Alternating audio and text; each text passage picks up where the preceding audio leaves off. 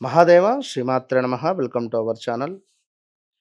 రుణ విమోచనము కోసము చాలామంది అడుగుతున్నటువంటి సమస్యలు. గురుగారు, అప్పులలో కూరుకుపోయాం. ఈ యొక్క రుణ విమోచనలో భాగంగా చాలా రకాలుగా రెమెడీస్ అందరూ పాటిస్తూ ఉన్నారు. కొంతమందికి రిజల్ట్ వస్తూ ఉన్నది, కొంతమందికి రిజల్ట్ రావటం లేదు. మైత్రేయ ముహూర్తానికి సంబంధించినటువంటి అద్భుతమైనటువంటి ఈ యొక్క ముహూర్తాలను కూడా చెప్పడం జరుగుతున్నది. ఎస్పెషల్లీ మరి ఈ మైత్రేయ ముహూర్తాలను కూడా వినియోగించుకొని చాలామంది కూడా అప్పులు తీర్చుకున్నటువంటి వారే ఉన్నారు. అయితే ఈ యొక్క రుణ విమోచనానికి సంబంధించినటువంటి ఇప్పటి వరకు ఎవరూ చెప్పని విధంగా అత్యంత అద్భుతంగా కూడా మీకు మంచి రిజల్ట్ వచ్చేటువంటి ఒక రెమెడీ ఇప్పుడు చెప్పదలుచుకున్నాను.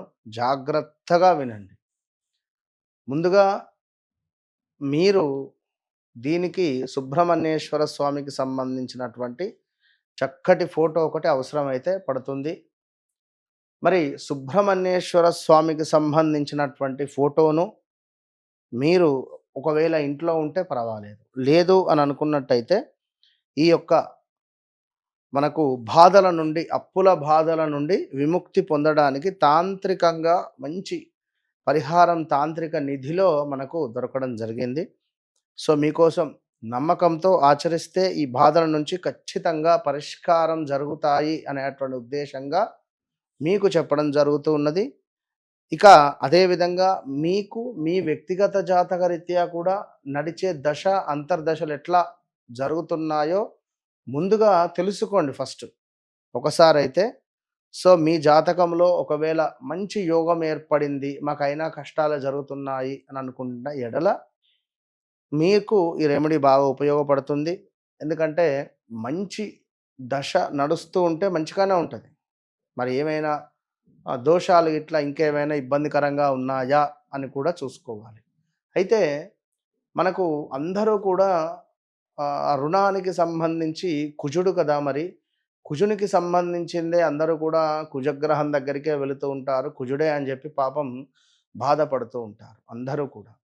వాస్తవానికి కూడా మరి మనము మన జాతకరీత్యా ఆరో భావము అంటే చూసుకుంటే ఇప్పుడు కుంభరాశి వారు సా, సి, సు, సే పేర్లతో ఉండేటువంటి వారికి ప్రజెంట్గా అప్పులు అధికంగా అయ్యేటువంటి క్రమం ఉంటుంది.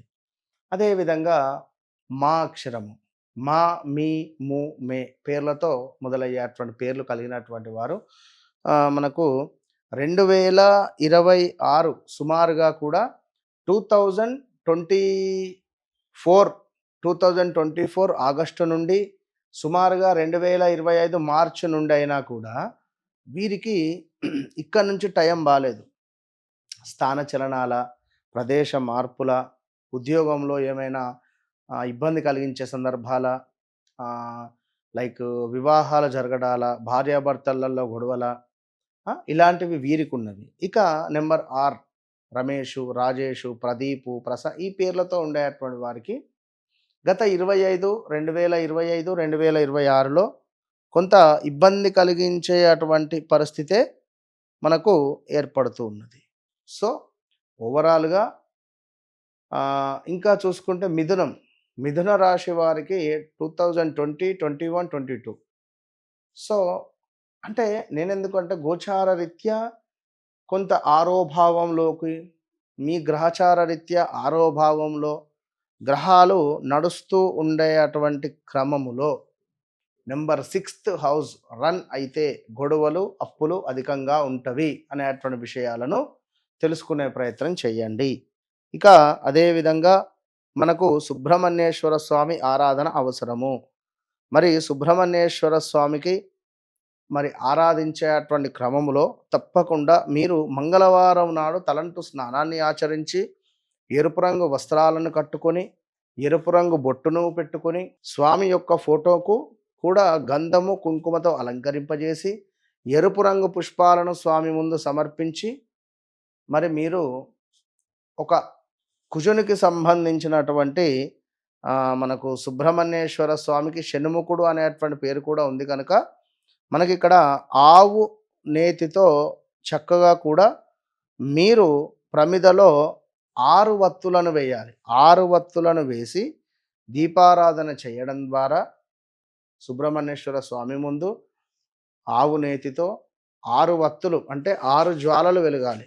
6 2 వత్తులు ఒకటిగా చేసి మళ్ళీ 2 వత్తులు ఒకటిగా మళ్ళీ 2 వత్తులు ఒకటిగా ఇట్లా 6 జ్వాలలు వెలిగే విధంగా మీరు దీపారాధన చేసి చక్కగా కూడా సుబ్రహ్మణ్యేశ్వర స్వామి అష్టోత్తరాలు కానీ లేదా ఓం శరవణ భవ, ఓం శరవణ భవ, ఓం శరవణ భవ అనేటువంటి మంత్రాన్ని చదివినా పర్వాలేదు, లేదా రుణ విమోచక అంగారక గ్రహ స్తోత్రము ఇదైనా చదువుకోవాలి. ఇట్లా మీరు చక్కగా కూడా ఒక 9 మంగళవారాలు చేస్తే మంచి ఫలితం వస్తుంది. ఇక లేదు అని అనుకునేటువంటి క్రమంలో మరి ఇంకొక అద్భుతమైనటువంటి తాంత్రిక రెమెడీ ఏమిటి అంటే, ఈ రుణ బాధలు ఏవైనా కావచ్చును తొలగిపోవడానికి ఇదొకటి. ఇంకొకటి మనకు రుణ విమోచక వినాయక పూజ కూడా చెప్పబడుతున్నది ఈ యొక్క తాంత్రిక నిధిలో. ఓం గం గణపతయే నమః ఒక మంత్రము, ఓం గణేశ రుణ చింది నమః, ఓం గం గణపతయే నమః, ఓం గణేశ రుణ చింది నమః. మూడవది ఓం శ్రీ రుణ విమోచన గణపతయే నమః, ఓం శ్రీ రుణ విమోచన గణపతయే నమః.